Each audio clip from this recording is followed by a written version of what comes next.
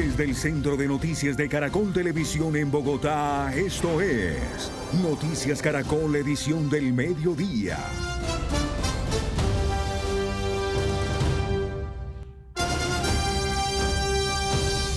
Buenas tardes y bienvenidos a nuestra emisión de Noticias del Mediodía. A esta hora es noticia el fallo de la JEP contra el antiguo secretariado de las FARC por los secuestros que cometieron contra miles de víctimas durante el conflicto. Ana Milena, además les contaremos a nuestros televidentes los nuevos detalles de la desertificación que anunció el gobierno de Estados Unidos contra Colombia, esto por los resultados en la lucha contra el narcotráfico. Y también les tenemos detalles sobre un accidente en la vía Bogotá-Girardot, en el sitio conocido como la Nariz del Diablo, lo que ha generado problemas en el tránsito de los vehículos. Pero antes comenzamos con las protestas y bloqueos en varios puntos de Bogotá, lo que está afectando la movilidad en el sur y occidente de la ciudad. Ahí saludamos a nuestros periodistas que nos amplían esta noticia, pero vamos a comenzar con Juan Andrés Beltrán. Juan, ¿quiénes están protestando y cuál es la situación en la zona donde usted está? Buenas tardes. Mire, los conductores de diferentes medios de transporte, de grúas, de camiones, de vehículos particulares y particularmente los motociclistas marcharon o han protestado desde muy temprano esta mañana frente a los patios donde se inmovilizan los vehículos. Allí pusieron cascos de forma simbólica frente a la transversal 93 y posteriormente iniciaron un recorrido que ustedes pueden ver en este momento acá sobre la carrera 30 con calle 19. Son cientos de motociclistas que se han unido durante todo el recorrido y llegaron hasta este punto y van hacia el centro de Bogotá. Entre las razones de la protesta, Ana Mile, dicen ellos que hay una persecución por parte de las autoridades, dicen que también están protestando por el estado de las vías y por la inseguridad. Adicionalmente, insisten ellos que no ha habido canales de diálogo para llegar a acuerdos con las autoridades distritales. Y aunque hay que decirlo, ha sido una protesta completamente pacífica, pues sí ha habido una gran afectación a la movilidad en este momento sobre la carrera 30, como ustedes pueden observar, en este punto completamente bloqueada. Han hecho algunas paradas intermitentes a lo largo de este recorrido, también sobre la calle 26, lo que ha generado un gigantesco trancón sobre la avenida NQS en sentido norte-sur. Sin embargo, allí pueden observar también que el sistema Transmilenio pues va funcionando, el carril de Transmilenio no ha sido bloqueado, se han presentado, sin embargo, pues todo el tiempo ha habido un acompañamiento permanente de las autoridades de tránsito, de agentes de movilidad, por supuesto de la Policía Nacional y de gestores de convivencia del gobierno distrital, esto para garantizar que no se presente ninguna alteración. La afectación, en todo caso, para los usuarios de Transmilenio, porque ha tenido recorrido por diferentes zonas de la ciudad, dice el sistema Transmilenio, 124.000 usuarios afectados. Recordemos que ha estado transitando por la transversal 93, como lo comentaba inicialmente, sobre la Virgilio Barco y también sobre la calle 63. Y en este momento ustedes pueden observar el panorama de este grupo que nos han dicho van a buscar tomar la calle 19, posteriormente la carrera séptima para llegar hacia el centro de Bogotá, a la Plaza de Bolívar. Sí, Juan Andrés, pero entonces para concretar y para los televidentes, mencionaba usted que la carrera 30 está bloqueada, que hay afectaciones también en la NQS en el sentido norte-sur. ¿Cuáles son entonces, recordemos, esos puntos más afectados en este momento? Mire, Ana Milena, los puntos más afectados a esta hora, por supuesto acá sobre la avenida NQS, la recomendación para los televidentes, las personas que se conectan con Noticias Caracol, no tomen la avenida NQS hacia el sur porque en este momento está completamente bloqueada en este punto. Posteriormente irán hacia la calle 19, entonces también más adelante va a tener problemas de movilidad más hacia el centro de la capital y otro punto un poco más hacia el norte, hacia el sector de Chapinero. También hay unos pequeños bloqueos en esa zona, por lo que en este momento lo importante es poder tomar vías alternas. Por ejemplo, la carrera 50 un poco más hacia el occidente, la carrera 27 un poco más al oriente, por ejemplo por la calle 13, por la calle 19 hacia el occidente. Este es el panorama en este momento en el centro de Bogotá. Listo, Juan Andrés, muchísimas gracias entonces por los detalles de esos puntos en este momento de concentración más críticos ahí hacia el norte de Bogotá. Vámonos al sur de la capital, donde toda la mañana también ha habido diferentes problemas de movilidad. Mayra Tenorio, ¿en qué punto se encuentra exactamente y cuál es la situación a esta hora? Miren, aquí también hablamos de caos vehicular. Yo me encuentro a esta hora en la avenida Bosa con carrera 80 y quiero que ustedes vean estas imágenes. Hace pocos minutos Policía de Tránsito llegó a este punto para intentar gestionar esta fila completamente represada de vehículos. Y es que vean, desde las 10 de la mañana comenzaron a llegar aquí conductores de camiones y también de grúas que se tomaron esta glorieta importante. ¿Por qué lo es? Esta glorieta une esta localidad de Bosa, también a la localidad de Kennedy, y también hablamos del vecino municipio de Soacha, por lo que es un punto muy importante para la movilidad aquí en el sur de la ciudad. Y con este panorama, y también ustedes pueden ver cómo a esta hora ya se encuentran protestando y también bloqueando nuevamente la vía estos conductores. Les cuento que hay más puntos activos aquí en el sur de la ciudad. Hablamos de la localidad de Antonio Nariño, esto es carrera 27 con calle Primera, donde también precisamente están pidiendo que acaben estos retenes ilegales. Y hablamos de otro punto a esta hora que se activa en el sur de la ciudad, grupo de motociclistas, esto en la avenida Las Américas, Portal Banderas, que se buscan reunir a esta movilización en la avenida de la NQS. Y con esta imagen precisamente del bloqueo que se vuelve a reactivar aquí en este punto de la avenida Bosa con carrera 80, glorieta importante, los dejo. Complejo panorama de movilidad aquí en el sur de la ciudad a esta hora. Sí, señora Mayra, gracias. Y otra de las noticias del día es sin duda la decisión que toma la Jurisdicción Especial para la Paz, que dio a conocer la primera sentencia a 8 años de trabajos, obras y actividades contra 7 integrantes del antiguo secretariado de las FARC por los secuestros, específicamente por crímenes de guerra, de tortura, tratos crueles, violencia sexual, desplazamientos forzados y además por crímenes de lesa humanidad como esclavitud y otros tratos inhumanos cometidos bajo su mando. Pero ¿quiénes son esos primeros sentenciados? Veamos, en primer lugar tenemos a Rodrigo Londoño Echeverry, conocido en el conflicto armado con el alias de Timochenko o Timoleón Jiménez. Actualmente se desempeña como presidente del Partido Comunes. Pablo Catatumbo Torres Victoria, excomandante de varios frentes de la antigua guerrilla en el Valle del Cauca y Chocó. En este momento ocupa una curul en el Senado. Pastor Lisandro Alape o Pastor Alape, también integrante del Partido Comunes. Milton de Jesús Toncel Redondo, conocido con el alias de Joaquín Gómez. Jaime Alberto Parra, en el conflicto era llamado alias El Médico o Mauricio Jaramillo. Julián Gallo o Carlos Antonio Lozada, actualmente senador del Partido Comunes. Y finalmente tenemos a Rodrigo Granda, también llamado Ricardo Telles o el canciller de las FARC. Pero veamos ahora las cifras que según la JEP ha dejado este flagelo del secuestro. Tenemos en primer lugar a 21.396 víctimas, cifra que surge del cruce de todas las bases de datos, tanto de la Fiscalía como de las organizaciones de la sociedad civil, de las cuales 4.325 están formalmente acreditadas ante esta jurisdicción de paz. Esos secuestros, de acuerdo con esta justicia transicional entre 1993 y el año 2016, se distribuyeron en todo el país bajo la comandancia de los siguientes bloques que vamos a ver en nuestro mapa. En primer lugar, el bloque Caribe, también el bloque noroccidental, occidental, el Comando Conjunto Central, el bloque sur, el bloque oriental y el bloque Magdalena Medio. Pero hablemos ahora de los patrones macrocriminales por los que se cometieron estos secuestros según la JEP y por los cuales hoy fueron condenados estos exguerrilleros. Tenemos que en primer lugar se dio para financiar la estructura armada, también para promover el intercambio por guerrilleros presos y para ejercer control social y territorial.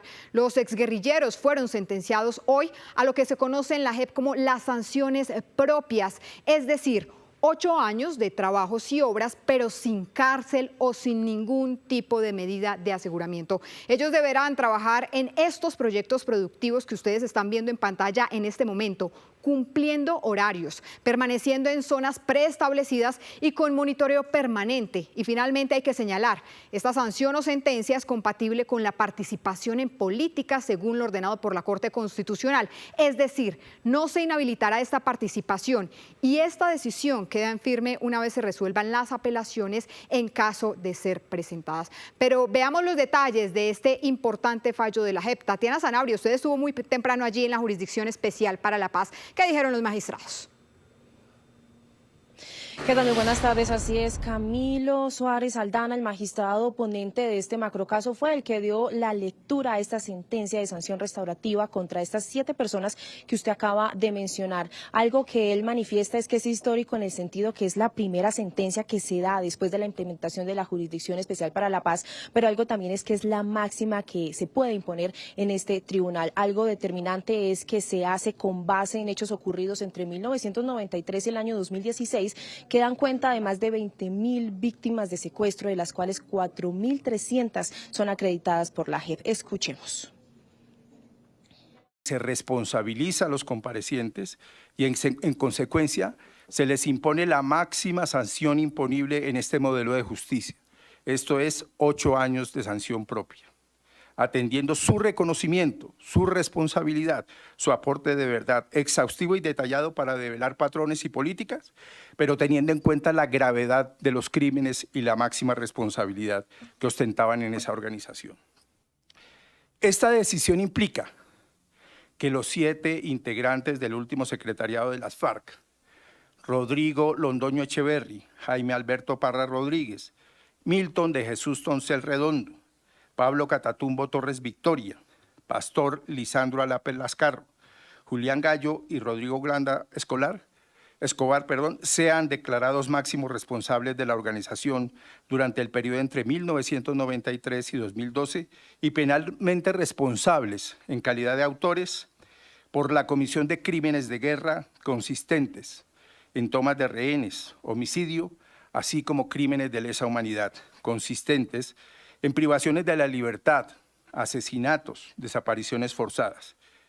De igual manera, esta sentencia reprocha y condena en calidad de autores de responsabilidad por mando los crímenes de guerra de tortura, tratos crueles, atentados a la dignidad personal, violencia sexual, desplazamiento forzado y por crímenes de lesa humanidad de tortura, esclavitud y otros actos inhumanos cometidos por unidades bajo su manto.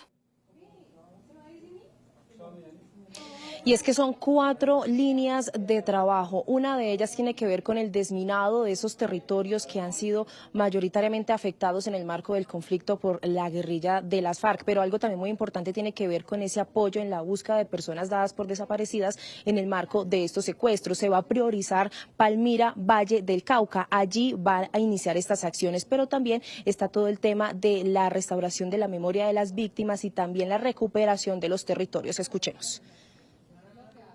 Entre estos proyectos se encuentran medidas de memoria, reparación simbólica, acciones de búsqueda de personas dadas por desaparecidas, iniciativas ambientales de recuperación territorial, así como programas de acción integral contra minas antipersonales. Todos ellos fueron diseñados bajo el criterio de participación de víctimas y con acompañamiento de entidades sociales, de manera que los resultados tengan efecto reparador y verificable. La sección destacó que la participación de las víctimas resulta esencial para la legitimidad y eficacia de las sanciones restaurativas, razón por la cual la propuesta fueron evaluadas con criterios de pertinencia, con enfoque reparador y viabilidad. Su ejecución dependerá de la revisión técnica, presupuestal e institucional, así como de los recursos y las condiciones territoriales disponibles con el fin de evitar expectativas irreales. Dentro de las prioridades fijadas por la sentencia se ordenó la intervención del cementerio de Palmira, por ejemplo, como un acto de dignificación de las víctimas enterradas allí como personas no identificadas. Esta acción busca articular esfuerzos institucionales para avanzar en la recuperación de la memoria, la identificación de cuerpos, la entrega digna a familiares, atendiendo uno de los clamores más sensibles de las víctimas del secuestro y desaparición. De igual manera, la sentencia priorizó la realización de actos restaurativos como relatos dignificantes concebidos como espacios simbólicos de memoria, de reconocimiento a las víctimas del secuestro y desaparición forzada. Estos actos, que tendrán como puntos de inicio las ciudades de Cali y Neiva, buscan visibilizar la voz de las víctimas, reconstruir la verdad de lo ocurrido y promover la reconciliación social mediante ejercicios colectivos de dignificación. Su implementación pretende además consolidar un enfoque territorial que articule el esfuerzo comunitario e institucional con la construcción de la memoria y la garantía de no repetición. Y es que precisamente la JEP ha sido enfática en esos territorios que son priorizados en el marco de esta sentencia sancionatoria. Estamos hablando de Valle del Cauca y el departamento del Huila. También ha dicho esos patrones de secuestro que se repitieron a través de décadas y que son o que fueron mejor pues punto de análisis para emitir esta sentencia. Escuchemos. Más allá de toda duda razonable, que por más de 2 décadas la antigua guerrilla de las FARC implementó de manera masiva, sistemática, el secuestro como una política de guerra. Se documentaron 3 patrones principales. Privar de la libertad a civiles para obtener recursos económicos mediante el pago de rescates. Segundo, retener a miembros de la fuerza pública y a líderes políticos con el propósito de forzar canjes de prisioneros y buscar un reconocimiento político. Y tercero, utilizar el secuestro como instrumento de control social y territorial en diferentes regiones del país. Estos patrones fueron ejecutados bajo la dirección del secretariado de las FARC con amplia autonomía, con mandos regionales, lo que generó un impacto masivo y prolongado en la población civil, es decir, un fenómeno de macrovictimización. Precisamente pues son muy enfáticos en detallar esos secuestros. Uno de los puntos tiene que ver con secuestro extorsivo, donde también se presentó un alto número de víctimas de las más de 20.000 y de las 4.300 acreditadas por la JEP, pero también esos secuestros que se daban como política de guerra de las FARC. Dentro de los casos representativos se encuentran caracterizados, dependiendo de la política o el patrón al cual pertenecen, las FARC aplicaron diversas modalidades de secuestro como parte de una política de financiación y control. Entre la más representativa están las perversas pescas milagrosas, que consistían en detener vehículos en vías y secuestrar a sus ocupantes. Los secuestros planificados con estudio previo de víctimas, basados en inteligencia financiera, colaboración con bandas delincuenciales, incluso de aparatos estatales. Los secuestros vinculados a extorsión, pago de cuotas, incluyendo exigencias de pago por entrega de cadáveres, los secuestros políticos, urbanos, laborales y ganaderos. Desde 1998, la FARC aplicaron una política de privar la libertad a militares, policías, civiles y de forzar intercambios por guerrilleros presos, transformando secuestros aislados en una estrategia organizada. Realizaron riesgos jurídicamente aprobados y se reflejó hechos emblemáticos como la toma de las bases de Delicias, El Villar, Mitú, Patascoy y Miraflores, con secuestros, asesinatos, desapariciones y liberaciones posteriores. Aunque la política mostró planificación y capacidad organizativa, fracasó en el logro del intercambio masivo y el reconocimiento del estatus de beligerancia, dejando un prolongado historial de violaciones al derecho internacional humanitario. La política de secuestro de civiles con fines de canje implementada por las FARC implicó la inclusión directa de la población civil en el conflicto. Los cautivos fueron sometidos a malos tratos severos, marchas forzadas, confinamiento en campos similares a los de concentración, amenazas constantes evidenciando la prolongación y la gravedad del riesgo en el resultado, con cautiverios que se prolongaron entre 5, 7 y más años.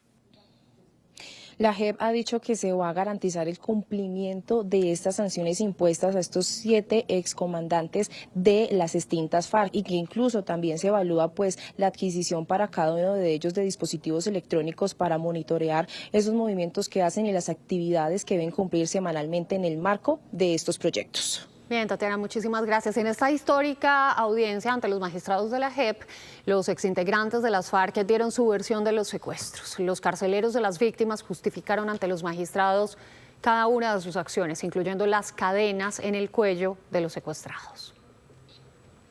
Por más de 50 años el país conoció el flagelo del secuestro. Políticos, policías, militares y civiles que estuvieron en poder de las FARC viviendo tratos crueles, humillaciones, torturas y todo tipo de flagelos. Ellos han contado en múltiples ocasiones los horrores vividos, pero jamás se había escuchado la versión de los exguerrilleros sobre este execrable crimen.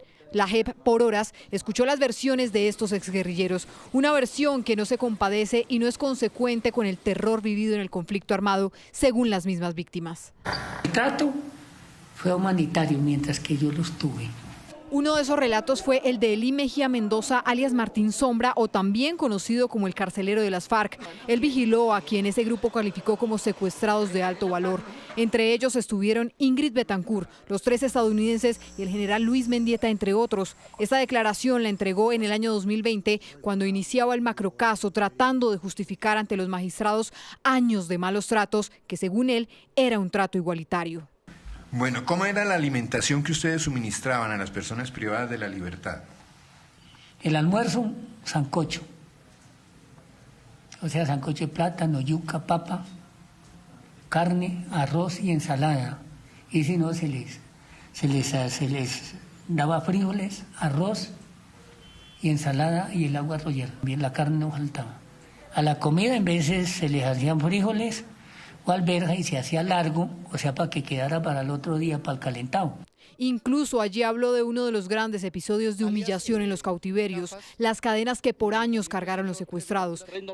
Una cadena pequeña de 4 metros, y se las ponían en el pescuezo y se las poníamos. Eso no es carreta, eso ellos están diciendo la verdad. Eso sí, cuando llegaban ya en el sitio se les bajaba. Pero inclusive en la marcha varios oficiales me dijeron, no, Sombra, métale la cadena, no vaya a dejar a nadie sin cadena. Otro de los que se presentó ante la JEP fue Alexander Farfán, alias Gafas, carcelero de Ingrid Betancourt, quien también dio su versión acerca de esos lamentables episodios. Que sí, habían unas cadenas más gruesas, habían unas más delgadas, pero no era que la más gruesa es para Pepito Pérez, porque me cae mal, ¿no? Como cayera. Sombra, como era conocido también el carcelero, habló de las condiciones bajo las cuales tenía los secuestrados, enunciando supuestas comodidades que para los cautivos no existieron. En todas las cárceles les hice para que jugaran fútbol y para que jugaran voleibol. Y les tenía, yo al principio de cárcel seguro les tenía sus ajedrezes, les tenía sus cartas, les tenía los juegos y había el televisor. Lo que pasa es que a través de las situaciones de la tecnología tocó el televisorcito, los cositos y recortando. Alias Gafas también habló ante la JEP sobre la cotidianidad de los secuestrados, una cotidianidad que él normaliza, asegurando que debía amarrarlos como un castigo cuando dice había peleas entre ellos. Uno de esos castigos era, usted queda en aquella esquina amarrado con una cadena en su cama, en su caleta normal, ahí él puede salir alrededor, pero está en su cama, y el otro en la otra esquina también, hasta que se pongan de acuerdo y digan, no, vea, comandante Enrique, bueno, a mí me decían Enrique, sabemos de que nos quedó mal y no lo volvemos a hacer, no volvemos a pelear. Además negó cualquier tipo de castigo de los secuestrados en las llamadas letrinas. Voy a ver si de pronto me entienden. Si a mí me dicen cuide a Pepito Pérez y Pepito Pérez me dice es que voy a hacer del cuerpo ahí, hágale, y yo volteo, le doy la espalda, cuando voltea a mirar ya no puede estar. O sea, el guardia está pendiente, entonces eso se hizo, pero pues estoy explicando la razón. Otro de los comparecientes fue Julián Gallo, también conocido como Carlos Antonio Lozada, exintegrante del secretariado de las FARC. Hoy ocupa una curul en el Senado por el Partido Comunes. Gallo fue más allá de la forma como se trataba a los secuestrados. Dijo que varios secuestros tuvieron complicidad de algunos miembros de la fuerza pública. ¿Sería plausible que en alguna de estas operaciones se hubiera sobornado a la fuerza pública para que no estuviera presente? Sin duda, y no solamente que hubiesen sobornado a la fuerza pública, sino que participaban en operaciones. De los capítulos más dolorosos y conocidos a hoy sobre los secuestros de las FARC fue el de Ingrid Betancourt, Clara Rojas y el nacimiento de Emanuel, el hijo de Clara en pleno cautiverio. Jaime Alberto Parra, alias El Médico, quien también compareció ante la JEP, habló de este caso y dijo que como médico del grupo solo se enteró del parto 6 meses después, que este se hizo por cesárea y que fue atendido por un aprendiz. Lo que el muchacho relata es que es un parto que se viene, que está como retardado. Entonces que solamente tiene la opción de hacerle una cesárea. Pero no sabía hacer cesárea. Él tenía los conocimientos, la idea general, pero él nunca había hecho una cesárea. De pronto lo había practicado en un cerdo, por ejemplo.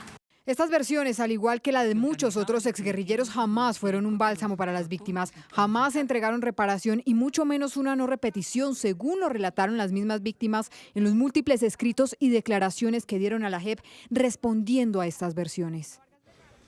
Son sus versiones sobre el secuestro, pero ¿qué han dicho los exmiembros del secretariado de las FARC sobre la sentencia de la JEP por los secuestros que cometieron? Juan Pablo Contreras, usted tiene los detalles a esta hora.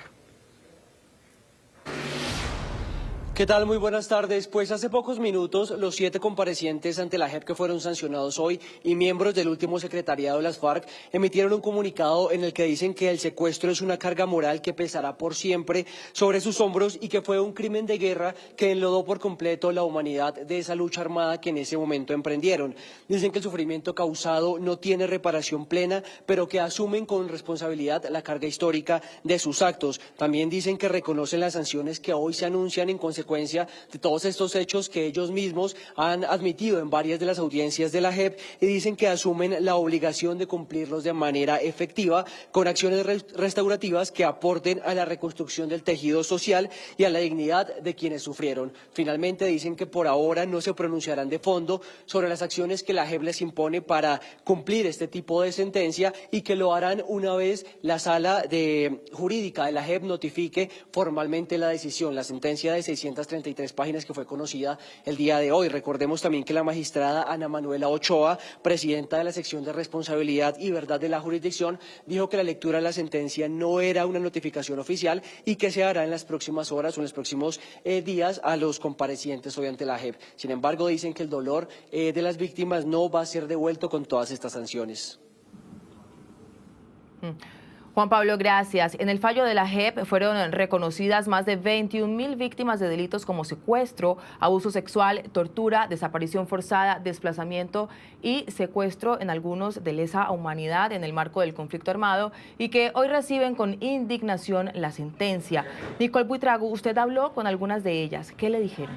Estefanía, el sentimiento en común es de decepción tras conocer este fallo de la JEP. Manifiestan primero que no se conoció aún toda la verdad, muchos de ellos ni siquiera tienen información sobre los motivos de los secuestros o los autores intelectuales, no saben qué pasó con muchos de los secuestrados en cautiverio y además aseguran que la verdad hasta ahora conocida ha sido por sus propios testimonios. Con lo que viene durante los próximos 8 años y las labores restaurativas que deberán cumplir los comparecientes, pues ellos manifiestan que de fondo no reparan a las víctimas, no aportan tampoco a la construcción de los proyectos de vida de ellos y de sus familias. Escuchemos a Clara Rojas, quien estuvo 6 años en cautiverio, y al general en retiro, Luis Mendieta, quien estuvo 11 años secuestrado. Me parece que ahí los magistrados, pues con todo el respeto que les tengo, pues fallaron, porque no, el objeto de la pena sí tiene que ser resarcir a la víctima. Pero me parece que esta sentencia sí tiene una responsabilidad social enorme, ¿sí ves? Porque finalmente no se puede perder la confiabilidad en el sistema de justicia y las personas en su conjunto y la sociedad no pueden sentir que hay impunidad. Sí debe haber una sanción, ¿sí ves? Entonces, si estamos de acuerdo en que no hay pena restrictiva de la libertad, por lo menos de esta restricción de libertades que tienen, sí les daba margen para que la sanción fuera superior, ¿sí? Pensemos entre 15 y 18 años, porque es que la magnitud de los hechos son tan graves, ¿sí? Entonces, pues sí, como una decepción, para concluir. Porque allí se solicitaba era la exclusión de los integrantes del secretariado porque no habían contribuido con la verdad. Aparte de eso, que no habían entregado bienes para esa reparación a ese gran universo de víctimas. Y en mi opinión, pues muchas de las víctimas que solicitaban que se les devolviera a sus seres queridos, que todavía no se ubican, de secuestrados, desaparecidos, que pudiesen volver a sus tierras, porque no han podido, porque quedaron las disidencias y esas víctimas no pueden ir a sus territorios. Calificaron esta pena como una burla porque esperaban una restricción mucho más amplia de hasta 15 años y aseguran que uno de los propósitos del acuerdo de paz era precisamente la no repetición, y llevan años viendo cómo ese secuestro sigue latente y dicen ellos que ahora con mayor intensidad. Les preocupa además la presencia actual de las disidencias en esos territorios en donde ellos mismos vivieron la crueldad de la guerra, y aseguran que al final la medida de protección para ellos ha sido o levantar su voz como víctimas o vivir en el exilio o simplemente alejados de la opinión pública. Lo que entiende uno es que no es un tema que pueda repararse. El daño causado es un daño para toda la vida, que no hay cómo repararlo. Por ello, lo fundamental para mí es que haya todas las acciones para que eso no se repita más. Yo creo que este tema que llaman la paz total no está saliendo bien. Nunca han dicho la verdad. Lo que es poca verdad que se conoce es porque las mismas víctimas, a través de memoriales, 7 memoriales, presentamos. La JEP, teniendo un ejército de investigadores tan grande como el del CTI de la Fiscalía, nunca preguntó nada a los comparecientes, nunca investigó nada. Luego, la investigación mediocre produce sentencias mediocres, como esta, que acaba revictimizándonos a nosotros porque constituye una burla al sufrimiento y al dolor de las víctimas. Más de 4.000 testimonios fueron tenidos en cuenta dentro de estas audiencias y manifiestan las víctimas que al final no funcionó, que quedaron en el aire y con varias propuestas sobre la mesa, como la devolución de terrenos, la creación de bancos de crédito para un nuevo comienzo y una amplia oferta de nuevas oportunidades y participación social de más de 21.000 familias afectadas. Sí, Nicole, es que a pesar del paso del tiempo aún son contundentes los testimonios que se conocieron en su momento por parte de las víctimas que padecieron el flagelo de los secuestros cometidos por las FARC. Aquí están algunos de ellos. Fue muy duro todo. Esta es quizá la radiografía de todas las víctimas de secuestro de las FARC que declararon ante la Jurisdicción Especial para la Paz. Cuando dio su versión, el exsenador Luis Eladio Pérez no pudo contener el llanto al recordar el calvario que padeció durante los 7 años que estuvo en poder de las FARC. El castigo fue encadenarnos desde ese día hasta el último día de secuestro como animales a los árboles. Nos sacaban a hacer nuestras necesidades como sacar uno a los perros al parque. Nos quitaron las botas como castigo y estuvimos tiempo sin botas, descalzos, en la selva. Ingrid Betancourt, secuestrada cuando hacía campaña presidencial, contó cómo perdió el derecho a decidir sobre algo tan elemental como ir al baño, pero además dijo que los guerrilleros de las FARC disfrutaban al ver el hambre que padecían. Y el guardia bota la comida al piso y me dice, ya no queda servir en la olla de cada uno de nosotros. Y el guardia escupir en la mía. Otro dramático testimonio fue el del hoy general en retiro de la policía, Luis Mendieta, ante la JEP, por el secuestro que padeció durante 11 años. Cayó en poder de las FARC durante la toma a Mitú, al igual que otros uniformados que estaban con él.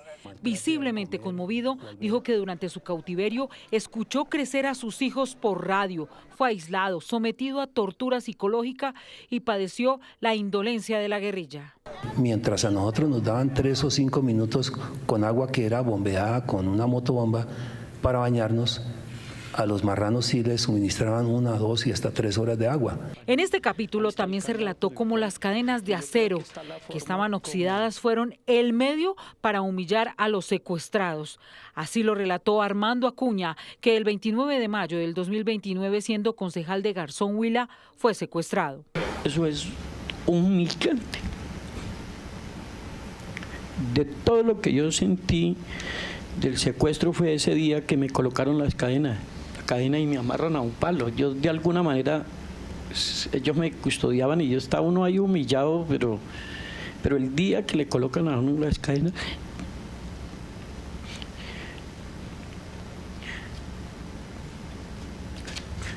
uno no hace sino llorar.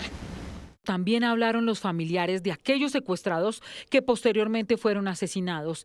Es el caso del estudiante Alexander Bayona. Su padre, frente a los 7 comparecientes de las FARC, les suplicó conocer la ubicación del cuerpo de su hijo tras su secuestro. Yo le estoy clamando con mi voz de padre. Deme esa oportunidad de irme de este mundo.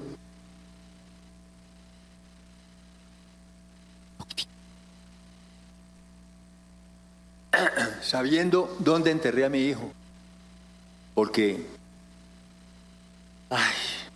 es una ley natural que sean los hijos los que entierren a sus padres.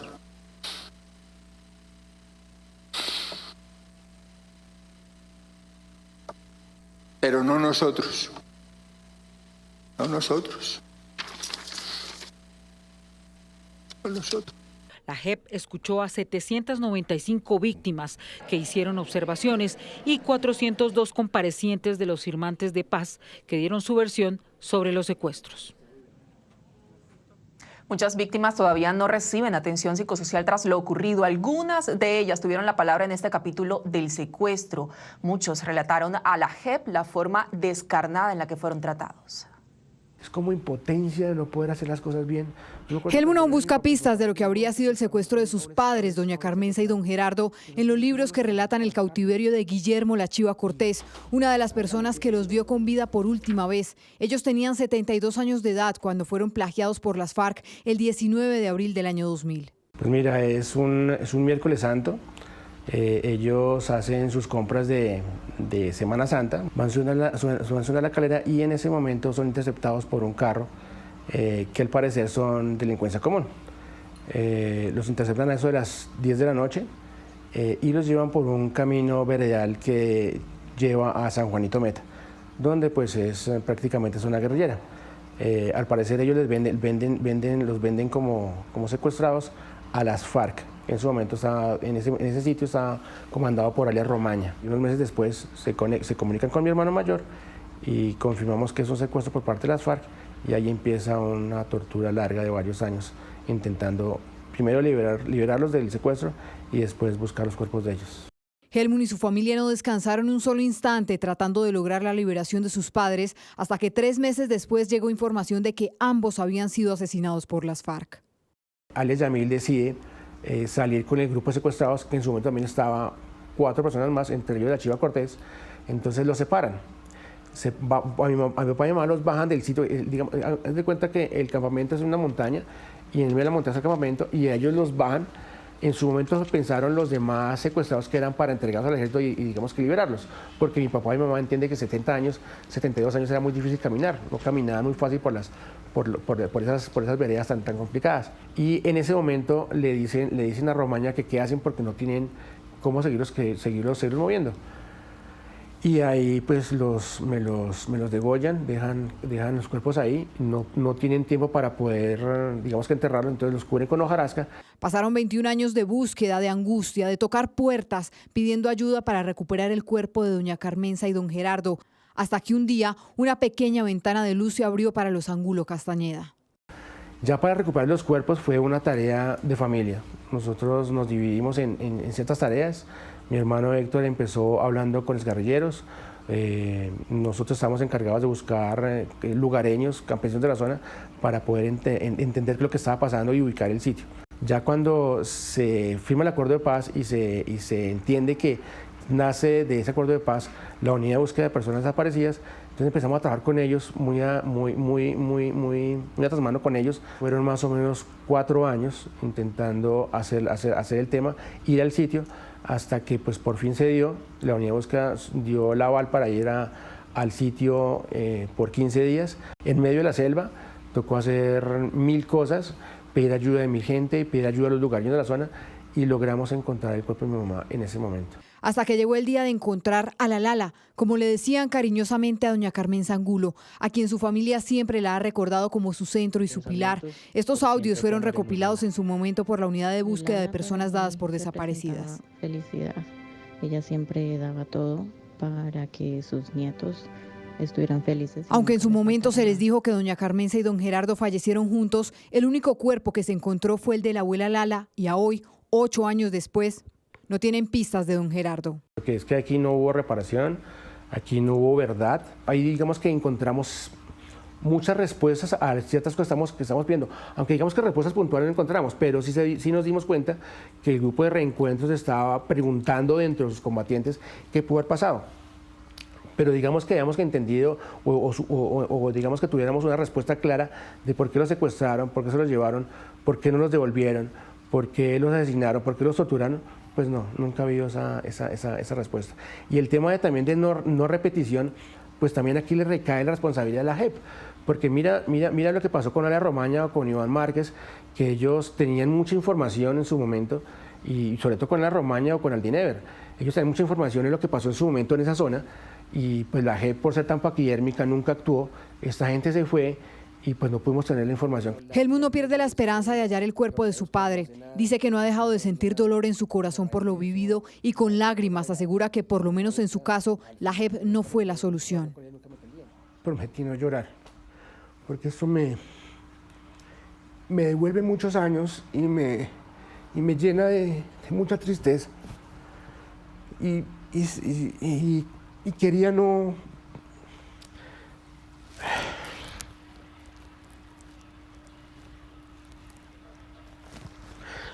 Mira,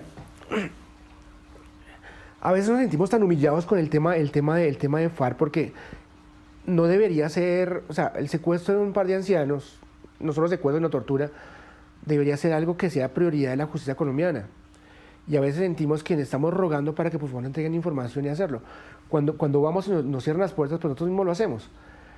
Pero sí duele muchísimo que a veces nos vean, digamos que secuestrados, habrían como clases de secuestrados. La familia Ángulo Castañeda siempre será víctima de las FARC. Un dolor acrecentado, dicen ellos, por la falta de verdad, de reparación y de no repetición. Y en su caso, de la desaparición del padre, un hombre secuestrado y asesinado con su esposa en cautiverio. De otro lado, desde la Contraloría advierten que en 9 años de implementación del acuerdo de paz no hay cambios reales en la paz del país, pese a una inversión de 107 billones de pesos. También alertó que no hay recursos para indemnizar a las víctimas del conflicto. La falta de recursos para implementar las decisiones y sanciones de la Jurisdicción Especial de Paz. Esto podría colocar en riesgo la financiación para la reparación de las víctimas, el cumplimiento de las sentencias y la construcción de paz. La meta más rezagada, y lo sabemos todos, es la de reforma rural integral. Es la formalización de tierras en esa parte. La meta de 3 millones de hectáreas, vamos en 27.000. Por lo tanto, pues si nosotros calculamos el mejor ritmo histórico, pues nos demoramos 400 años para cumplir pues la meta que está ahí establecida, es lo que tenemos ahí si vamos a medir las cosas por cifras frías.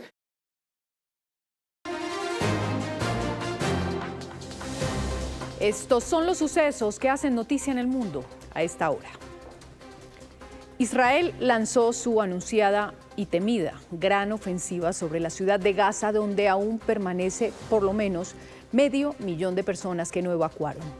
Las fuerzas de seguridad de Netanyahu aseguran que su objetivo son hasta 3.000 militantes de Hamas y la infraestructura bajo la cual, según aseguran, aún opera ese grupo. Llegó la hora cero. La ciudad de Gaza está bajo incursión terrestre israelí, una que si bien fue anticipada hace varias semanas, no dio tiempo de huir a cientos de palestinos. Imágenes satelitales muestran la que hoy es zona de combate y completa destrucción. La noche supuso de nuevo el infierno para quienes, con las manos vacías y desesperanza, buscan a sus familiares bajo montañas de escombros. Por la noche bombardearon un barrio entero, 3 casas y las casas vecinas. Son niños, ancianos y mujeres. Están bajo los escombros. En palabras del ministro de Defensa israelí, Gaza arde y no habrá marcha atrás hasta la liberación de rehenes y eliminación del grupo Hamas. Cuanto mayor sea la intensidad del ataque aquí, más directamente derrotará a Hamas. Estamos trabajando para abrir rutas adicionales que permitan una evacuación más rápida de la población. Una comisión de la ONU culpó a Israel de cometer genocidio para destruir a los palestinos. La responsabilidad recae en el Estado de Israel. Identificamos a 3 personas en este informe: el primer ministro Netanyahu, el exministro de Defensa y el presidente de Israel. El gobierno de Netanyahu tildó de mentira el informe y para los desplazados es tarde. Entre tanto, Donald Trump advirtió a Hamas que si usa rehenes como escudo habrá problemas. Si ponen a los rehenes delante de ellos, Hamas va a tener que pagar un infierno. En medio de órdenes de evacuación, algunos palestinos huyen hacia el sur con lo poco que tienen, otros sin dinero, y unos más duermen fuera de un hospital al sur de la ciudad de Gaza, donde lo que reina no es más que incertidumbre. Tras reiterar el respaldo irrestricto de Estados Unidos a Israel en Jerusalén, el secretario de Estado Marco Rubio viajó a Qatar para reunirse con el emir Tamim bin Hamad Al Thani. El funcionario norteamericano comprometió el apoyo de Washington a la seguridad de esa nación y pidió que Qatar continúe como mediador con Hamas en los diálogos para poner fin a la guerra en Gaza, pues asegura que nadie más puede hacerlo. La visita tuvo lugar una semana después de los ataques israelíes contra líderes de Hamas que estaban en Doha. Rubio aseguró que Qatar no será blanco de más ataques. La visita de Rubio a Qatar se llevó a cabo en un momento de gran tensión con el mundo árabe por los ataques de Israel en territorio catarí. De eso nos habla María Teresa Aya, analista internacional de Noticias Caracol. Teresita, Israel está cada vez más aislado en su región y en el mundo. ¿Por qué? Buenas tardes.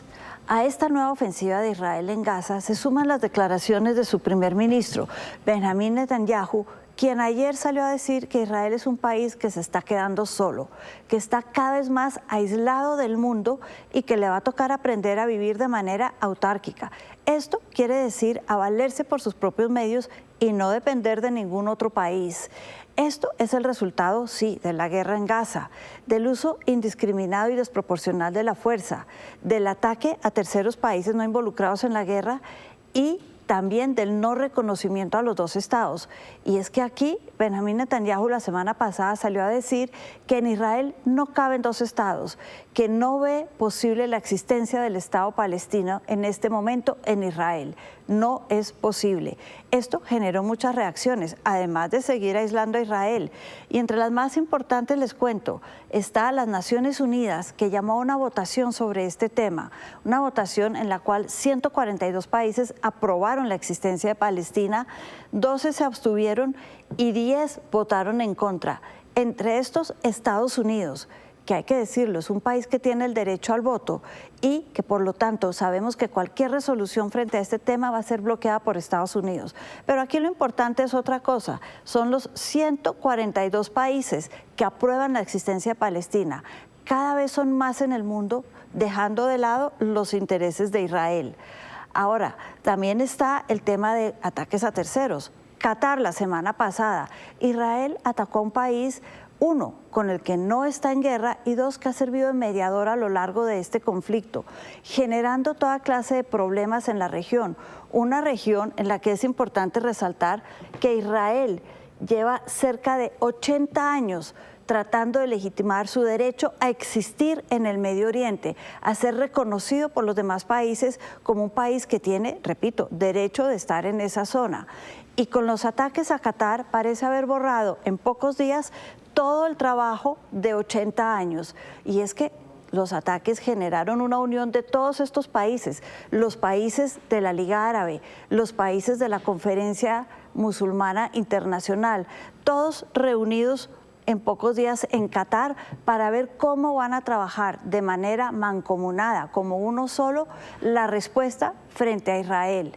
Una respuesta que además tiene que ver también con otros ataques, como son los ataques a Yemen, un país también miembro de toda esta congregación y que ha visto sus puertos atacados hoy, la ciudad capital Sana la semana pasada, una gran violencia en un tercer país.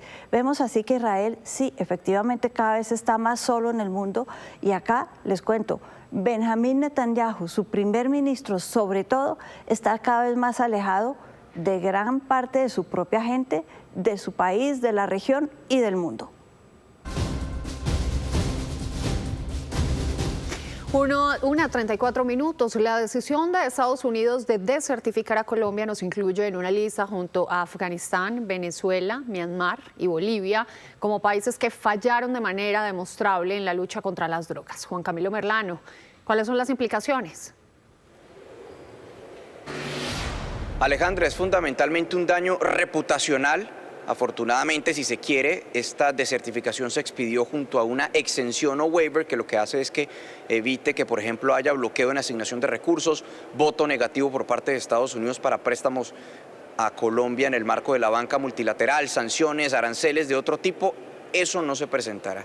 Aquí en el Congreso ya hay voces que reaccionan a esta decisión. En el Partido Republicano fundamentalmente la celebran, aseguran que es claro que el presidente Petro ya no estaba cooperando con los Estados Unidos en la lucha antinarcóticos. Y por los lados del Partido Demócrata piden que se garantice la cooperación, que es clave para los Estados Unidos. El extenso memorando es un golpe político al presidente Gustavo Petro, a quien señala el presidente Trump como el responsable exclusivo de la desertificación de Colombia, mientras que a la fuerza pública le elogia. De ahí la decisión de autorizar una exención o waiver. También he determinado que la asistencia de los Estados Unidos a Bolivia, Myanmar, Colombia y Venezuela es vital para los intereses nacionales de los Estados Unidos. Eso quiere decir que las sanciones establecidas por la ley y el recorte de recursos no se aplicará, por lo que la asistencia para antinarcóticos dirigida a la fuerza pública en Colombia y que en la propuesta de presupuesto para el 2026 es de $209 millones se mantendrá. El castigo es entrar a la vergonzosa lista de países desertificados, de la que Colombia puede salir. Eso aseguró el secretario de Estado Marco Rubio desde Israel.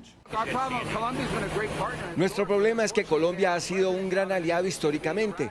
Desafortunadamente ahora tienen un presidente que, además de ser errático, no ha sido un buen aliado en la lucha contra los carteles de la droga, por lo que simplemente no cumplen con los estándares bajo su liderazgo. Sin embargo, pueden cambiar, pueden ser más cooperativos. Demócratas como Chris Coons espera que puedan corregirse los errores. Hemos mantenido una colaboración de décadas con Colombia en nuestro trabajo para erradicar las drogas y su producción en el país. Espero que los presidentes encuentren la manera de trabajar juntos para fortalecer nuestra alianza para interceptar y contrarrestar la producción de drogas en Colombia. El presidente Trump tomó la decisión correcta al desertificar a Colombia como socio en la lucha contra el narcotráfico. Lamentablemente, la ingenuidad del presidente Petro ha empeorado la grave situación en la lucha en Colombia contra el narcotráfico y como resultado Estados Unidos se ha visto inundado de drogas mortales que cobran la vida de cientos de miles de estadounidenses cada año. La última desertificación de Colombia en 1997 fue en principio plena, pero meses después se expidió un waiver autorizando la venta por cerca de $30 millones en equipos militares. El comunicado que escuchábamos era del senador republicano Bernie Moreno, quien recordemos estuvo en Colombia hace algunas semanas precisamente dialogando con distintos sectores en el país, escuchando la preocupación en torno a la desertificación. Si bien destacaba la determinación del presidente Trump de desertificar a Colombia, también destacaba el waiver que garantiza recursos para la fuerza pública en Colombia. En estricto sentido, la revisión que se debe hacer o la próxima vez que tengamos una decisión sobre certificación o desertificación es para septiembre del próximo año. Si Colombia logra corregir lo que Estados Unidos le pide, que es aumentar la erradicación de cultivos, aumentar la reducción en producción de cocaína y mayor cooperación judicial para llevar a los responsables de narcotráfico ante la justicia, podría retirarse a Colombia de la lista de desertificados antes del próximo septiembre. Sí, Juan Camilo, gracias. Lo cierto también es que mientras tanto la desertificación en la lucha antidrogas abre un debate sobre el rumbo de la política bilateral. En entrevista con Mañanas Blue, John McNamara, encargado de negocios de la Embajada de Estados Unidos en Bogotá, dijo que la ayuda no se detendrá.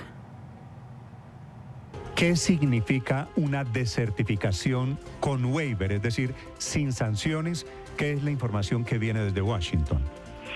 Es una decisión de la administración de Trump y tiene obviamente un señal de desacuerdo con algunos de los políticos del gobierno de Colombia en términos de la lucha contra el narcotráfico, pero también reconoce los grandes esfuerzos de la Policía Nacional, de las Fuerzas Armadas, de la rama judicial para luchar contra el narcotráfico de frente. Reconocemos, por ejemplo, que este año los niveles de incautaciones son muy altos, pero también el nivel de cultivos de coca son por nivel récord y también la producción de la cocaína. De todas esas cifras que analizó Estados Unidos sobre Colombia, ¿Cuál fue la determinante para desertificar? Yo diría que las cifras de los niveles récord de el cultivo de coca, los niveles récord de la producción de cocaína y francamente el nivel muy baja en términos de la erradicación de la coca. Pero vuelvo y repito que la decisión de nuestro presidente de permitir una extensión de todo el apoyo, no importa la desertificación, es un señal importante del compromiso continuo de los Estados Unidos con Colombia. No sé si usted tuvo la oportunidad de ver al presidente Petro anoche en televisión hablando de la desertificación y anunciando el fin, el presidente Petro dijo, de la dependencia militar de los Estados Unidos. ¿Eso puede pasar? ¿Ese es el destino del futuro en la relación entre Estados Unidos y Colombia?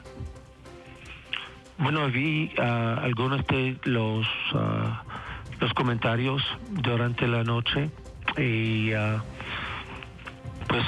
son las palabras de su presidente y ya, pues no voy a discutir en público detalles de lo que dijo o nuestra perspectiva sobre la misma. Esta desertificación que anoche emite el presidente Donald Trump, ¿qué cambia? Hay modificaciones en servicios consulares, en materia de visados, en materia de acuerdos de defensa, exactamente.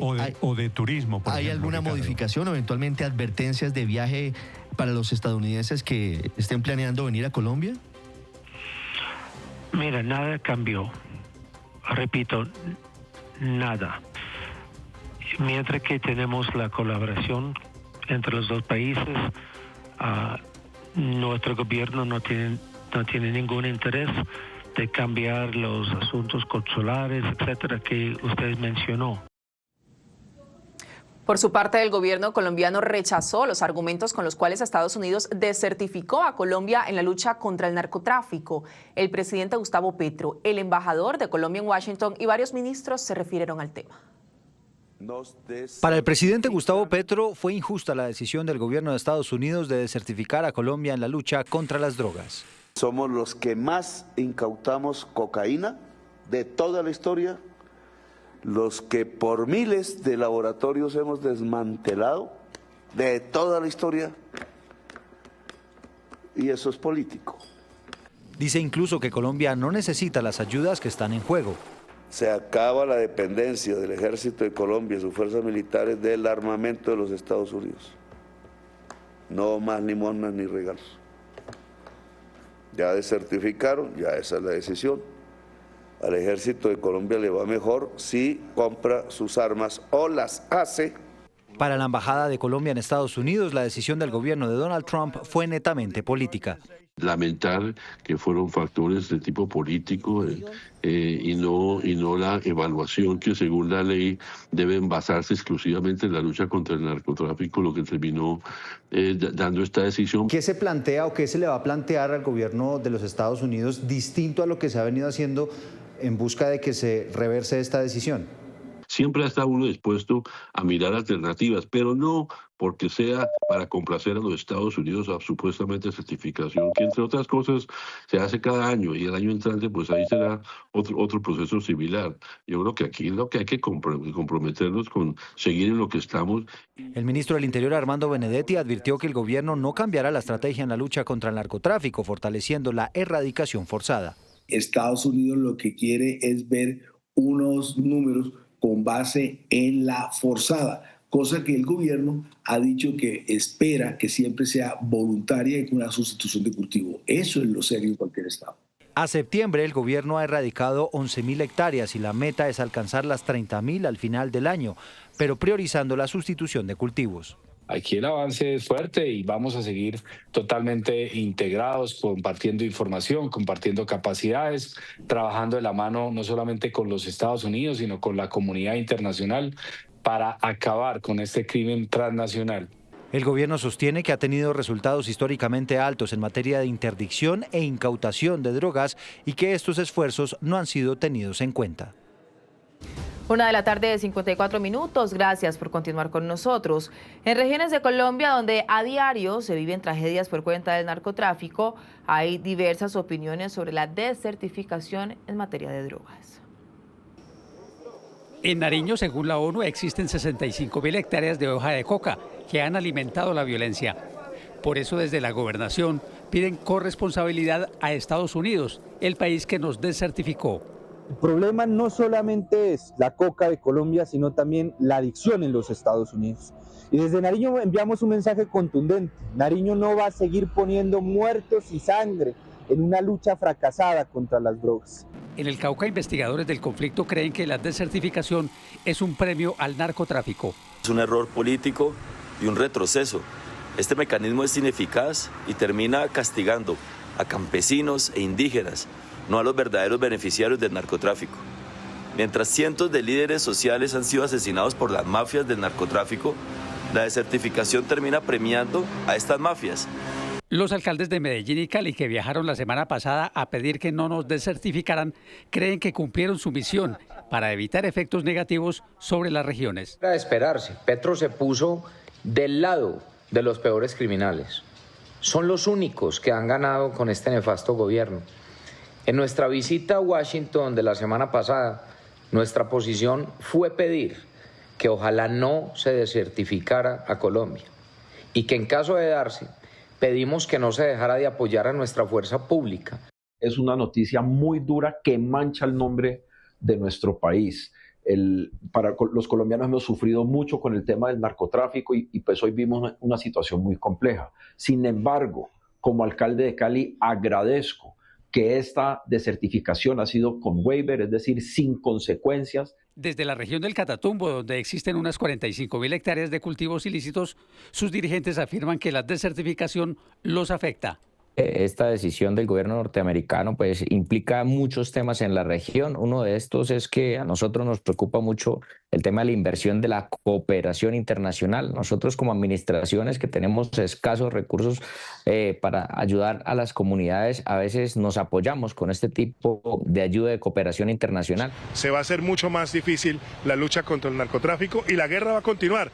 Quizás para Bogotá ya no hay conflicto desde marzo en el Catatumbo, pero para quienes estamos acá, hoy cumplimos 8 meses de confrontación. En las regiones destacan que la medida de Estados Unidos no haya traído sanciones económicas. Pues a propósito, algunos precandidatos presidenciales reaccionaron a la decisión de Estados Unidos de desertificar a Colombia.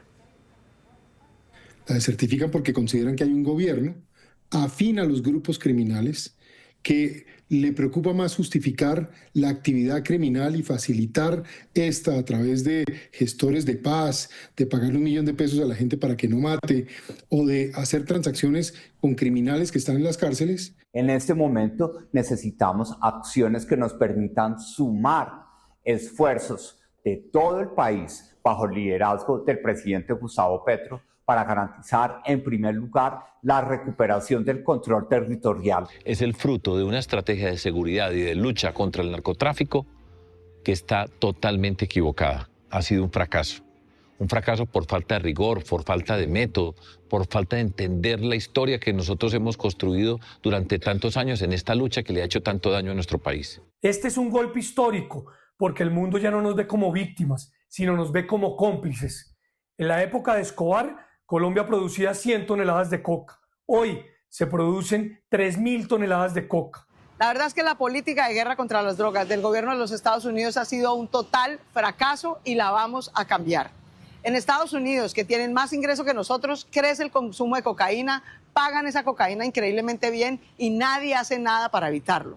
Colombia no puede resignarse a la desertificación. Tenemos que fortalecer con nuestro aliado estratégico, que son los Estados Unidos, la estrategia de interdicción. No quedarnos en la erradicación de matas de coca. Hay que capturarles los cargamentos de cocaína.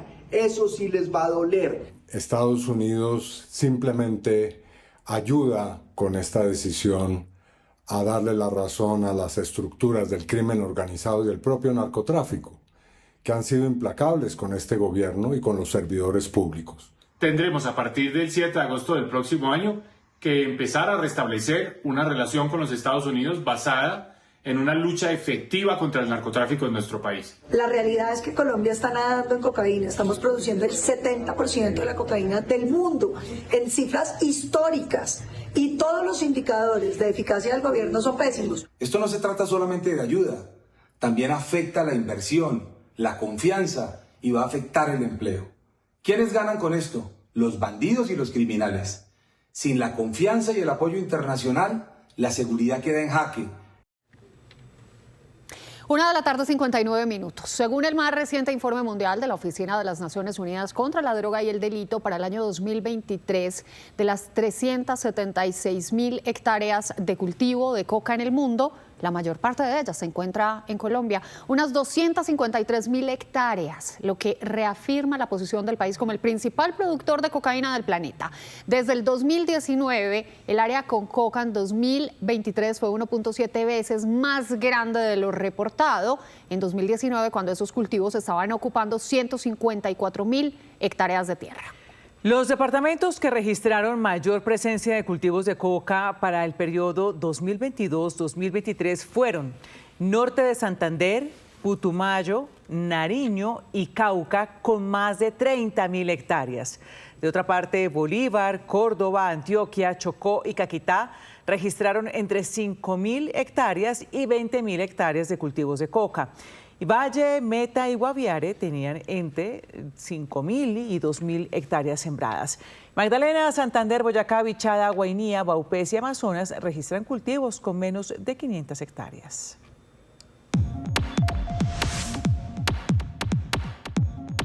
¿Qué opina de la decisión de Estados Unidos de desertificar la lucha antidrogas en Colombia? Los leemos en @noticiascaracol. Y a propósito de la estrategia antidrogas del gobierno de Donald Trump, la Marina de Estados Unidos atacó una tercera embarcación venezolana en el Mar Caribe. Así lo anunció el presidente Donald Trump, quien envió además otro mensaje de advertencia al régimen de Nicolás Maduro. Dejen de enviar al tren de Aragua a Estados Unidos. Dejen de enviar drogas a Estados Unidos. En realidad, derribamos 3 barcos, no 2. Pero ustedes vieron 2. El problema es que hay muy pocos barcos en el agua. No hay muchos barcos, no puedo imaginar por qué. Ni siquiera barcos de pesca. No hay nadie. Así que les diría muy fuertemente, dejen de enviar gente de sus prisiones a nuestro país. Están enviando a sus prisioneros. Es algo que ya han hecho. También se refirió al tráfico de drogas desde Venezuela el director del FBI. En una comparecencia ante el Senado, Kash Patel aseguró que existen pruebas sólidas que muestran que desde Venezuela se envían drogas hacia Estados Unidos por la ruta de Haití. Además, reiteró que Nicolás Maduro lidera una organización terrorista. Venezuela, como les contamos, es el otro de los 5 países desertificados en la lucha antidrogas. Tyler Robinson, el joven sospechoso de asesinar al activista conservador Charlie Kirk hace una semana en Estados Unidos, fue acusado de homicidio agravado, entre otros cargos. La Fiscalía de Utah, donde ocurrió el crimen, pidió la pena de muerte. Este domingo 21 de septiembre se llevará a cabo el funeral de Kirk, amigo y colaborador de Donald Trump. Noticia en desarrollo en Noticias Caracol.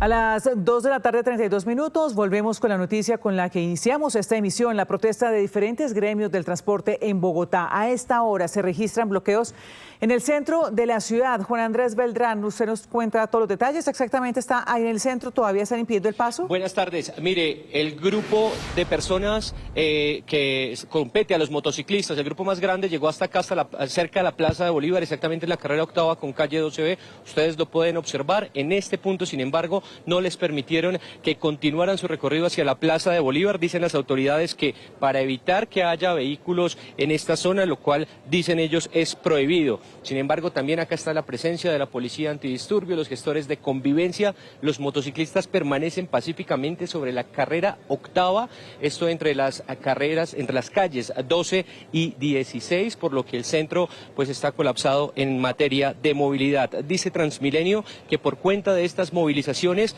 185.000 personas se han visto afectadas en las diferentes modalidades del sistema, en los zonales y también en las rutas troncales. Muy bien, Juan Andrés, eso es lo que pasa en el centro de Bogotá, donde a esta hora miles de motociclistas se movilizan y generan afectaciones a nivel de tráfico. Vámonos al sur de la capital. Hace pocos minutos allí se registraron enfrentamientos entre esos manifestantes y conductores que transitan por la zona. Mayra Tenorio nos cuenta qué fue lo que pasó y cómo se comporta la movilidad. Miren, a esta hora continúan esos bloqueos intermitentes aquí en la avenida Bosa con carrera 80 sur de la ciudad. Recordamos, punto importante que conecta Bosa, Kennedy y Soacha. Hace pocos minutos, como usted hablaba, se registraron estos enfrentamientos de conductores cansados de estar aquí en este punto totalmente represados. La situación escaló y tuvo que intervenir la policía junto con los gestores de diálogo y precisamente se recomienda tomar vías alternas, como lo es la autopista sur, la avenida Tintal o la avenida Ciudad de Cali, no tomar la avenida Bosa. Y cerramos con otra información de servicio, porque a esta hora se crea un nuevo punto de protesta. Hablamos de la avenida Boyacá con calle 72. Compleja situación de movilidad aquí en el sur y occidente de la ciudad. Mayra, gracias. Seguiremos muy atentos a lo que ocurra hoy con la movilidad allá en la capital del país. 2 de la tarde, 35 minutos. En otros temas, la Fiscalía llamó a juicio al exalcalde de Medellín, Daniel Quintero, por presuntas irregularidades para la restitución de un lote en un caso conocido como Aguas Vivas. Geraldine Rosso, buenas tardes. ¿Qué dice el ente acusador?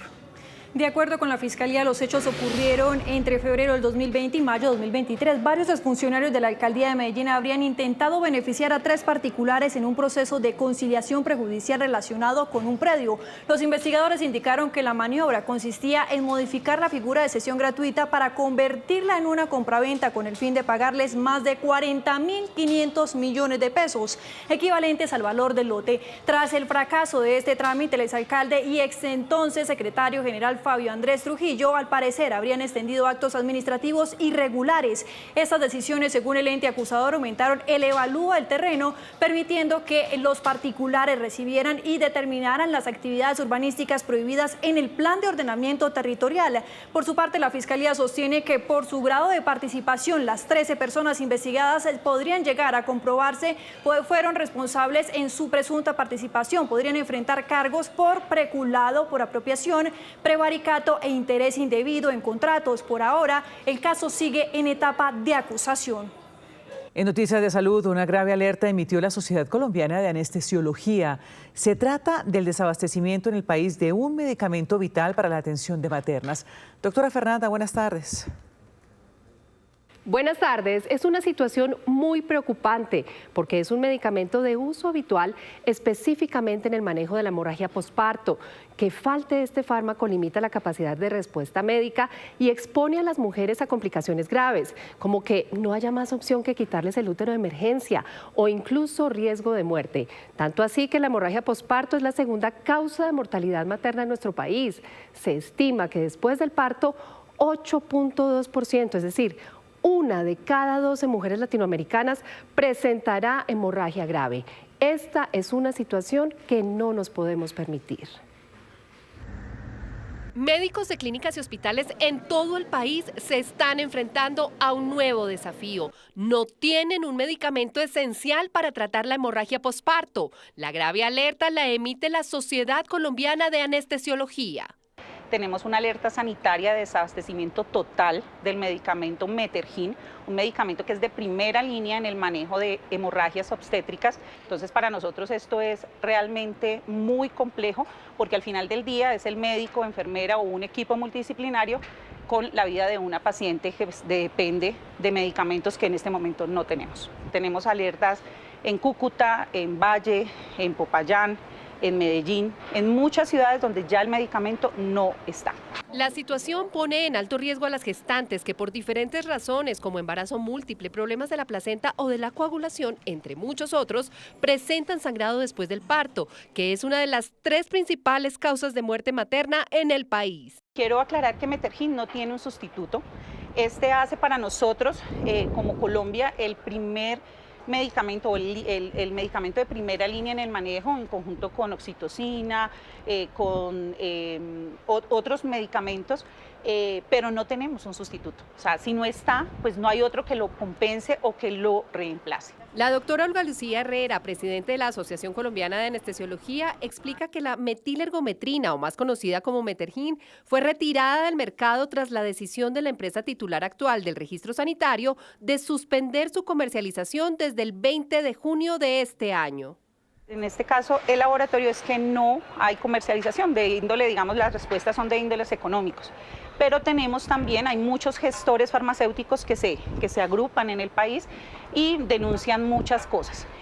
Falta de insumos, falta de licencias de importación y de alguna manera como un plan tortuga en INVIMA y Ministerio. Nosotros hemos tenido mesas donde se ponen, porque este no es el único medicamento, tenemos 47 medicamentos que son necesarios para la atención no solamente de obstétrica, sino de anestesia, de cuidado intensivo, pero lo que vemos es que no hay un engranaje, una articulación de acciones que permitan, pues al final, poder ofrecerle a los pacientes pues soluciones reales.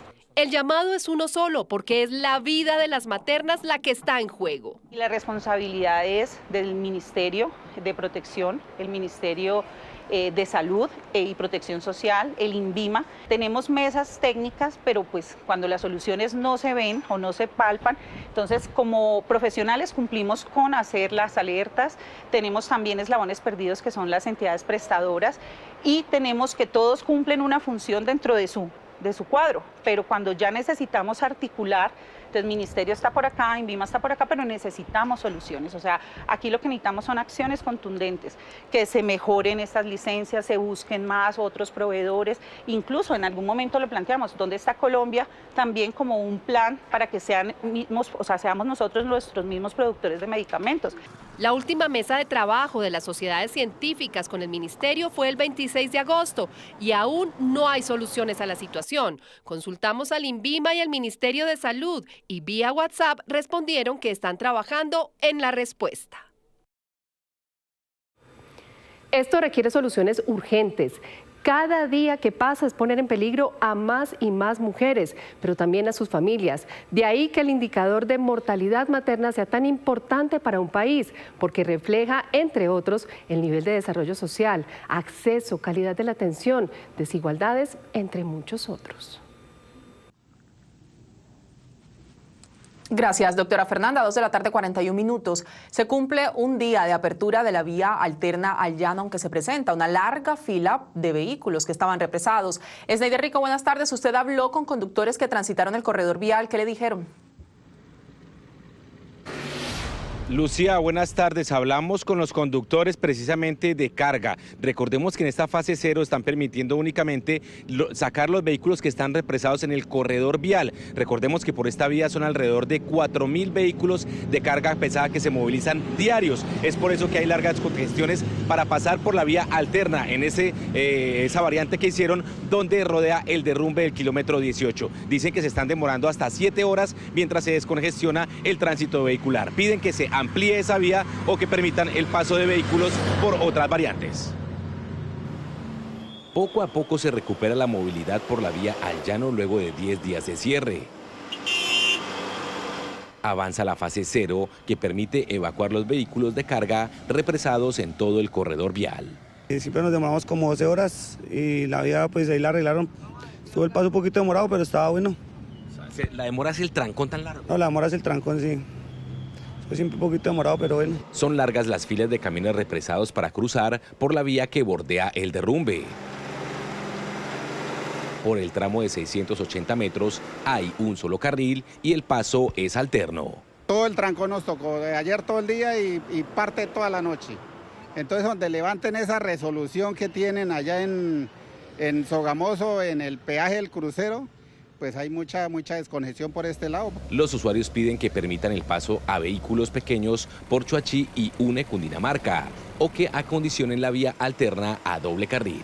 Esta carretera era de ser de 2 carriles, 3 carriles, y haberle hecho un muro de contención siquiera de 2 metros de ancho por una altura de unos 10 metros de altura. Que nos dejen viajar por Choachí, que es mucho más práctico, son carros que no pesan sino 1,5 toneladas con pasajeros, no dañan la vía y podemos solucionar una gran cantidad de problemas. En la fase 1 se permitirá el tráfico de vehículos de carga y buses que estén fuera del corredor vial y luego se habilitará para todo tipo de vehículos.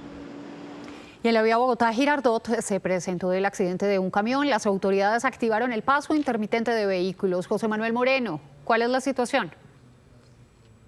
La vía Bogotá-Girardot enfrenta un cierre desde temprano del día, debido al volcamiento de un tractocamión cargado de gas en la curva conocida como la Nariz del Diablo en el sector de Boquerón.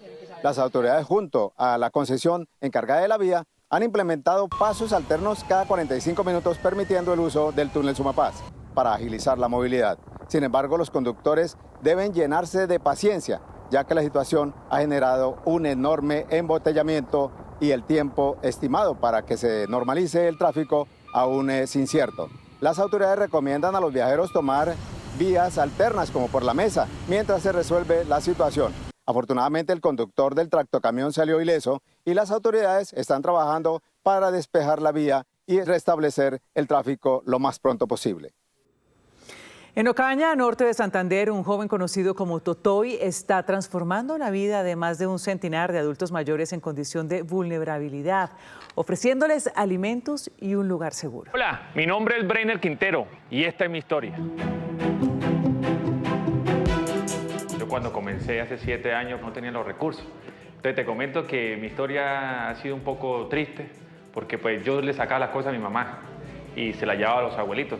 Ese espíritu de ayudar a los adultos mayores en condición de vulnerabilidad impulsó a Breiner Quintero a crear la Fundación Unidos por la Vida. Siempre veo adultos mayores por ahí muy necesitados. La gente piensa que con 80.000 pesos que llegan mensualmente a través del gobierno es mucha ayuda, pero yo que conozco la realidad no lo es. Acudiendo a la solidaridad de los habitantes de Ocaña, la Fundación brinda alimentos y otros apoyos a más de 150 adultos mayores en estado de abandono del municipio. Recogemos silla de ruedas, muletas, colchones y todo eso se los llevamos a abuelos que estén en condiciones de vulnerabilidad. Bueno, y vemos que ustedes mismos preparan los alimentos aquí, ¿no? Sí, Diego, la verdad, nosotros mismos los preparamos porque pues no tenemos algo fijo mensual para poder pagarle a alguna cocinera. Y muy agradecido con Totoy por estas actitudes positivas que está en él dando aquí en este restaurante. Que el Señor lo bendiga y lo favorezca, donde él vaya, porque es una persona muy querida. Por su tarea de mitigar el hambre a los adultos mayores vulnerables de Ocaña, Breiner Quintero es un colombiano que hace historia. A esta hora es noticia en Medellín que las autoridades legalizaron la orden de captura contra el padrastro señalado de golpear brutalmente a un niño de 4 años de edad el pasado fin de semana. El menor permanece en UCI, su estado es crítico y su pronóstico reservado. Recordemos que el padrastro también es señalado de pertenecer al grupo delincuencial Los Mondongueros que opera acá en la capital de Antioquia.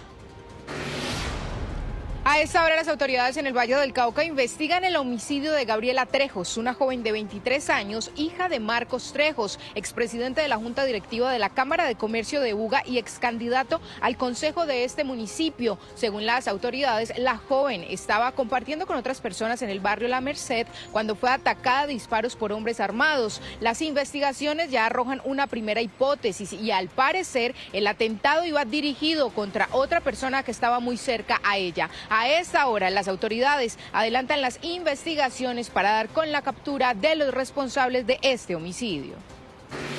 A esta hora es noticia en Boyacá el cierre de la troncal del Magdalena Medio en el sector 2,5, jurisdicción del municipio de Puerto Boyacá, donde desde ayer en la madrugada sus habitantes protestan por la construcción de una variante en esta zona que los dejaría aislados de los transportadores que mueven la economía de la región. La comunidad pide la presencia de autoridades nacionales con poder de decisión para encontrar una salida a esta problemática. Los bloqueos son intermitentes. Se bloquea la vía durante 6 horas y abren 1 hora para evacuar los vehículos. 3:17 minutos. El gobierno nacional anunció que en octubre va a firmar la cofinanciación del proyecto de tren de cercanías en el Valle del Cauca. Sin embargo, la gobernadora pidió que se cumpla lo anunciado, pues debe concretarse antes del mes de noviembre. La construcción de este primer tramo del tren de cercanías que conectará a Cali con el municipio de Jamundí a través de 21 estaciones que atravesarán a Cali, partiendo desde la antigua estación del ferrocarril y tomando la avenida Sachamate, conectando al vecino municipio, está cada vez más cerca. El gobierno nacional anunció que firmará la cofinanciación para avanzar con el proyecto. Sin embargo, es necesario que se firme antes de la Ley de Garantías de noviembre.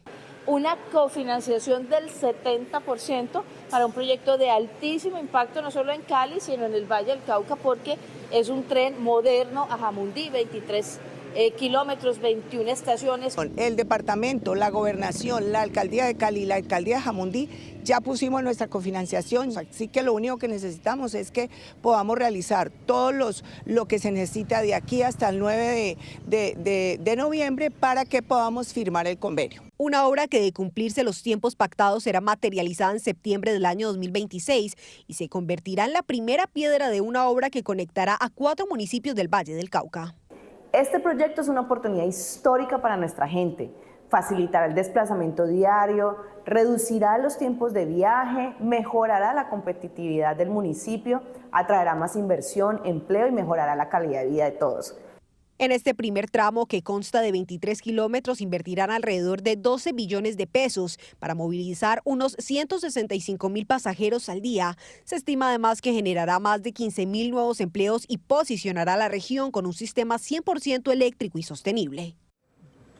3:18. 2 delfines nacidos y criados en el acuario de Santa Marta están ayudando a descontaminar el mar.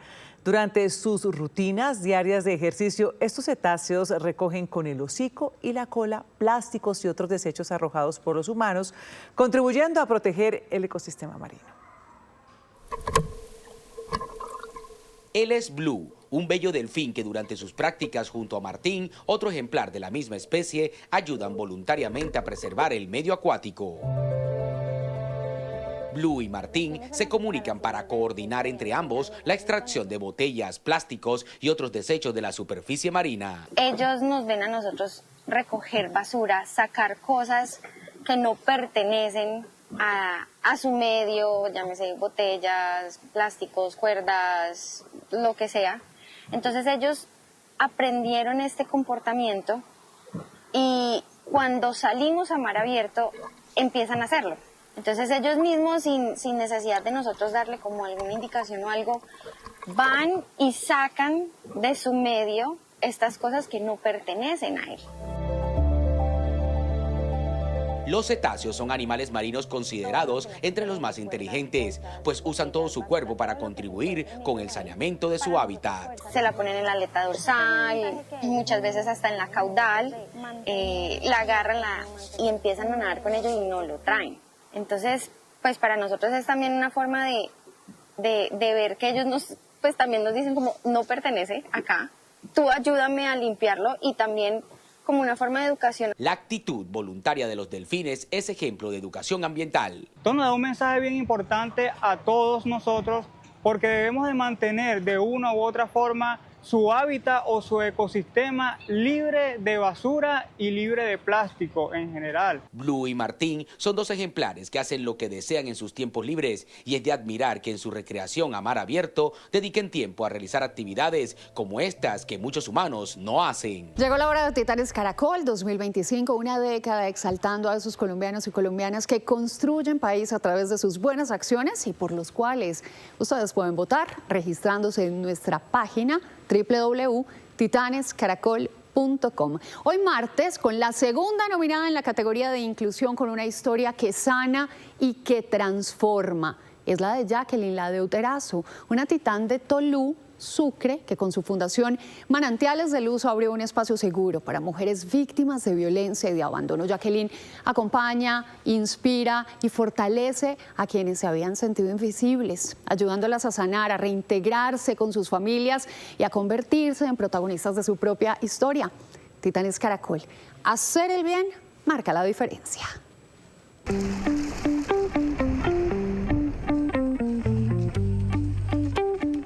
Las mujeres que no sanan no tienen hogares sanos. Ella abrió un espacio de rescate para las mujeres. Siento como una paz cuando vengo a este lugar. Soy Jacqueline María La de Verazo y a través de la Fundación Manantiales de Luz acompañamos a las mujeres en su proceso de sanidad para que sean gestoras de sus propios cambios. Esta fundación tiene nombre y es mi mamá. Ella fue abandonada cuando yo tenía 7 años por mi papá. Nos crió sola, perdió la casa, tenía muchas deudas, pero nunca se rindió. Mi fundación ayuda a mujeres a sanar, crea espacios seguros de escucha. Las emociones no son buenas ni malas, sino son emociones. Trabajamos con la sanidad con el alma, más que un grupo, somos una familia. Charlas personales con las... Hoy en día vemos que hay muchas personas con ansiedad, con depresión, y el intercambio de lo que ellas expresan versus los momentos que les regalamos, en los cuales ellas van nutriendo a través de la artesanía, a través de la cocina, a través de diferentes escenarios que se van creando para que ellas puedan ir sanando. Y eso no solamente atrajo a las mujeres, trajo la familia de las mujeres. Si no tienen hijos sanos, no hay una sociedad sana. Por eso es que es importante meter en el taller la comida, porque como lo dijo la psicóloga, a ti te trae recuerdos. Lo más importante que he logrado con estas mujeres es que no se dejen maltratar, que dejen de pensar que son invisibles, que dejen de pensar que no tienen ni derechos ni oportunidades. Nos ha ayudado a empoderarnos, a tener una fe de salir adelante, para proyectarnos a que pronto nosotras en nuestra vida sí tenemos un valor. No podemos esperar que la olla a presión explote, tenemos que tener la válvula de escape, es que usted hable, porque yo sé lo que se siente que uno no lo escucha. Ella se entrega para que nosotras podamos salir adelante, cree en nosotras. Yo trabajo con 50 mujeres, desde los 17 años hasta los 70 años. La fundación necesitaba un proyecto productivo para sostenerse y la ruta turística etnográfica Navegando con la Macayepo es la parte productiva de la fundación para que las mujeres no solamente sanen, sino que cimienten identidad y se vuelvan gestoras de sus propios cambios. Es una manera de independencia económica. Me ha servido para ayudar a mi hijo con su universidad, con su carrera profesional. Yo tengo mi propósito claro de vida, yo nací para servir.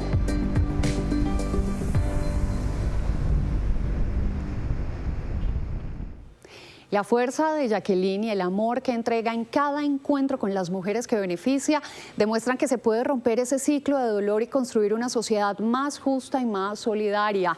Gracias a proyectos como la Ruta Turística Etnográfica y al trabajo colectivo, muchas mujeres hoy sienten que tienen el valor, los sueños y las oportunidades. Porque en Titanes Caracol celebramos a quienes nacieron para servir y que con su ejemplo hacen brillar la esperanza en todo un territorio.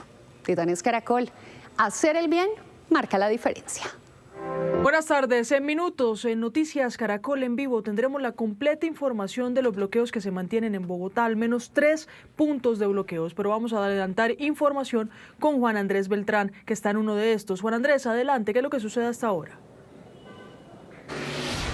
Luisa, buenas tardes. Mire, durante todo el día se han presentado graves problemas en la movilidad en la ciudad, esto por cuenta de las manifestaciones que iniciaron desde muy temprano. Se contabilizaban 8 puntos de bloqueos en la ciudad, a esta hora 3, como usted lo mencionaba, uno en la localidad de Bosa, otro en la Boyacá con calle 80 y otro más acá en el centro de la capital. ¿Quiénes protestan? Los conductores de diferentes gremios, de vehículos particulares, de grúas, pero principalmente un grupo de motociclistas que han llegado acá hasta el centro de la capital y que pretendían pasar hacia la Plaza de Bolívar, y que en este momento les voy a mostrar lo que está pasando, porque están con arengas luego de tener una conversación acá con las personas del distrito. Estas manifestaciones pues son principalmente porque ellos advierten que se sienten perseguidos por las autoridades, posiciones diferentes que tienen por supuesto desde las autoridades de tránsito. Les estaremos contando en Noticias Caracol en vivo, por supuesto, cuál es la situación de las vías en horas de la tarde, cómo se desarrollan las diferentes manifestaciones para el regreso a casa de las personas después de terminar sus labores en el día, y por supuesto les estaremos contando en tiempo real cuáles las rutas de desvío para que no vayan a quedar atrapados en los trancones por las nuevas movilizaciones que se presentan hoy en la capital del país. Juan Andrés, muchas gracias. Pues es el panorama en 3 puntos de bloqueo en la capital del país. Para estos y otros temas, conéctese en minutos con nosotros en Noticias Caracol en Vivo. Noticias de Colombia y del mundo.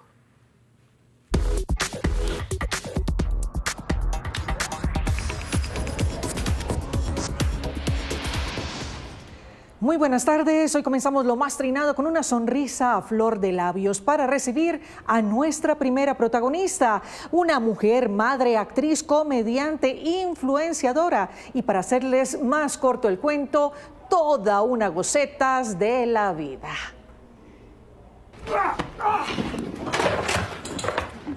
Elizabeth Walker es lo que podríamos llamar una mujer maravilla. Enfundada en truzas multicolores, ha sabido llevar su humor a todos los rincones de los Estados Unidos. No hay esquina que se resista a servirle de decorado a sus apariciones, en las que hasta su esposo pone lo suyo para que ella brille con luz propia.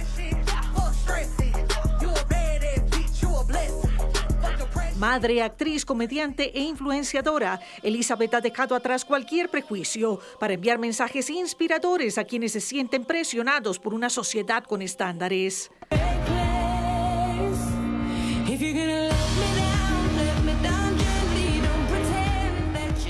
Con más de 600,000 seguidores, sabe que hay algo poderoso en la comedia y contra viento y marea planea seguir entregando sonrisas en las redes.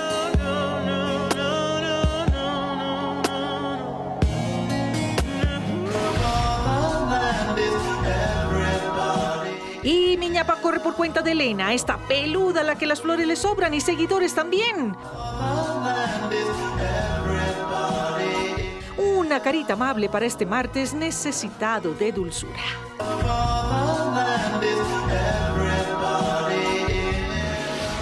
Que no se diga que no las dejo con el corazón llenito, mis queridas Aleja y Ana Emilia. A todos ustedes, una hermosa tarde, siempre en compañía de los mejores. Noticias Caracol, su casa. Hasta pronto. Así es que nos gusta, Clau, con el corazón llenito de amor. Y de sonrisas. Sí, señora.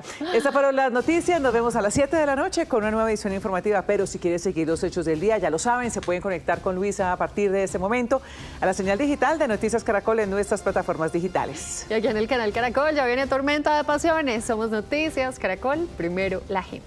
Feliz tarde. Chao, chao.